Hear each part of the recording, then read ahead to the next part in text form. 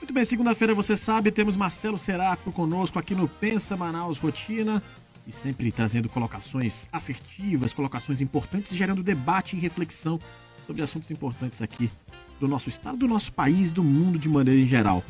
O Marcelo Seráfico já está conosco, ele que é sociólogo do Departamento de Ciências Sociais da UFAM, Universidade Federal do Amazonas. Seráfico, bem-vindo mais uma vez ao Band News Manaus. Bom dia. Bom dia, Rafael. Bom dia, Samário ouvinte. Muito obrigado. É um prazer sempre estar aqui com vocês. Prazer recebê-lo, meu amigo. O Seráfico, o ministro da Economia, Paulo Guedes, e o presidente do Banco Central, Roberto Campos Neto, poderão ser investigados pelo Ministério Público Federal após o Consórcio Internacional de Jornalistas Investigativos divulgar nesse domingo dados que apontam que os dois nomes à frente dos mais altos cargos da economia brasileira têm empresas ativas em paraísos fiscais, situação em que pode haver conflito de interesses, segundo especialistas. E já temos aí levantados questionamentos entre parlamentares em relação a isso. Do ponto de vista sociológico, como que a gente avalia essa situação, hein? Rafael, existem várias questões envolvidas nessa situação do senhor ministro e do senhor presidente do Banco Central, né? Elas todas, contudo, envolvem a relação entre poder público e iniciativa privada ou Estado e mercado, se preferir, né? Lamentavelmente, o debate em torno dessas questões nos leva com muita frequência a avaliações de cunho estritamente moral, não é, ou estritamente legal, digamos assim. Quer dizer, do ponto de vista moral, se é certo ou se é errado um presidente do Banco Central e um ministro da Economia gerindo a economia pública disporem de contas privadas ou de investimentos e negócios privados que se beneficiam das decisões públicas que eles mesmos tomam, quer dizer, se isso é certo ou se é errado. Já há um consenso, inclusive há normas, um conselho de ética, uma série de dispositivos que diz que é errado, né? Mas, por outro lado, se vai para o campo de natureza estritamente legal e jurídica, que é, em sendo errado, qual a punição, não é? E como é que se desdobram os fatos em torno disso do ponto de vista da mudança da estrutura do Estado. Acontece que há uma questão que eu acho que é mais importante ainda, que é de natureza política, e que não está colocada apenas agora, nesse caso grave, mas que diz respeito, eu gostaria de sublinhar, né, a dois aspectos fundamentais.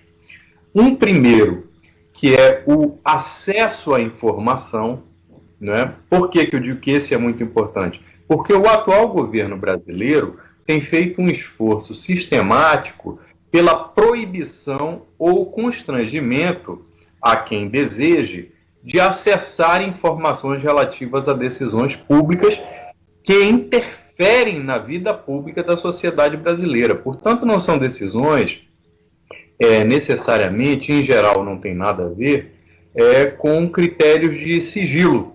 Não é? Veja, um presidente do Banco Central e um ministro da Economia, cujas decisões sobre a economia nacional favorecem ou prejudicam as suas próprias economias pessoais, é algo de interesse público, né? E isso nos leva à questão seguinte que eu gostaria de sublinhar, né? Além dessa primeira, que diz respeito a essa apropriação privada dos interesses de setores financeiros em particular, ou de outros setores sociais que têm interesses financeiros, né, da política de Estado.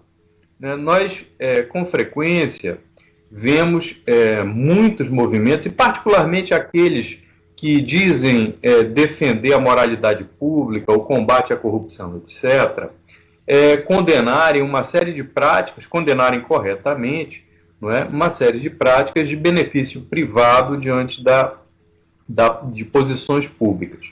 Nós estamos diante de um caso em que são pessoas, não são setores apenas, mas pessoas que tomam decisão à frente de cargos públicos que beneficiam os seus interesses privados e os interesses de todos aqueles outros que participam do mesmo conjunto de investimentos. Quer dizer, é uma situação em que houve a privatização do Estado em nome de pessoas, né? Por que eu faço questão de enfatizar isso? Porque existe um discurso corrente na sociedade que tenta criminalizar segmentos como do servidor público, né, segmentos vinculados a professores, médicos, alguns setores de carreira de Estado, né, que hoje têm, em relação aos demais cidadãos brasileiros, salários que são maiores na média, e chamam isso de privilégio.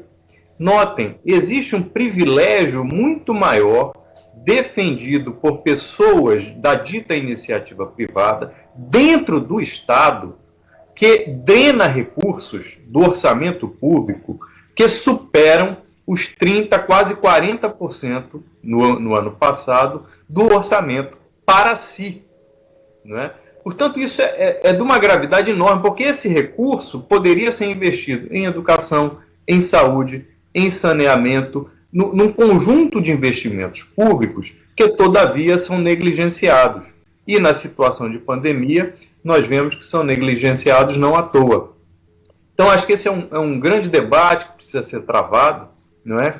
Porque o atual governo reivindica o combate à corrupção. E, na verdade, o que nós estamos assistindo, muito provavelmente, é uma forma de sistematizar e normalizar formas que não são apenas de corrupção, no sentido estrito da palavra, mas de defesa de práticas corruptas no que diz respeito à república, à coisa pública, encampadas por pessoas que ocupam ministérios e funções decisivas, como essa, por exemplo, de presidente do Banco Central do Brasil. E, Marcelo, rapidamente, o Wagner, aqui do São Raimundo, ele questiona, é um privilégio do privilégio, nosso próprio ministro da Economia. Que concorrência é essa? Onde é que vai parar o povo brasileiro assistindo tudo isso? E o Paulo Guedes disse que não fez nada de errado e não está fazendo nada de errado. Veja, eu não tenho a menor dúvida de que esses senhores acreditam que a ilegalidade dos outros é que é problemática, que a sua, na verdade, está revestida de uma legitimidade decorrente do fato de que chegaram ao poder. E eu acho que aqui, Samara, existe uma outra questão, do ponto de vista de nós que habitamos o Amazonas e daqueles que têm preocupações, eu não vou dizer nem que defendem, mas que têm preocupações relativas, por exemplo, à Zona Franca de Manaus. Né? Quer dizer, um dos grandes ataques, ou críticas, melhor dizendo, à Zona Franca de Manaus, é o fato de que ela se sustenta com base em incentivos fiscais. O que são incentivos fiscais? Normalmente, e como acontece aqui, são uma forma de, não cobrando determinados impostos, estimular investimento privado. No caso do senhor Paulo Guedes, ele escapa a toda forma de regulamentação do Brasil, fazendo investimentos fora do país, de natureza estritamente financeira e especulativa, e que não dá nenhum retorno para o país. E faz isso ocupando uma posição em que as decisões que toma podem beneficiá-lo ou prejudicá-lo. Por exemplo, dólar alto o beneficia enormemente. Portanto, esse conflito, o que se chama de conflito de interesses, pela normalização que o senhor próprio Paulo Guedes faz, não é conflito. Na verdade, ele vê o seu interesse privado se afirmando por dentro da estrutura pública e acha isso normal.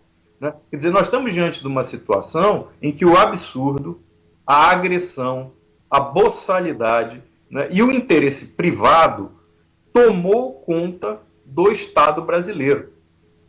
Se as autoridades judiciais e do próprio executivo não tomarem providências, significa que essa postura dele não apenas aceita, mas é legitimada. Então será muito interessante ver os desdobramentos dessa situação, né? Porque nós temos duas grandes figuras da República agredindo a coisa pública, agredindo o interesse da maioria dos cidadãos do país e, por enquanto, isso parece não ser um problema do ponto de vista dos outros poderes, né? Tanto do legislativo quanto do judiciário. não ser um problema do ponto de vista que não houve nenhuma medida prática ainda. Evidentemente, há questionamentos, não é? Há indagações, críticas sendo feitas, mas nós precisamos ver os desdobramentos práticos disso tudo.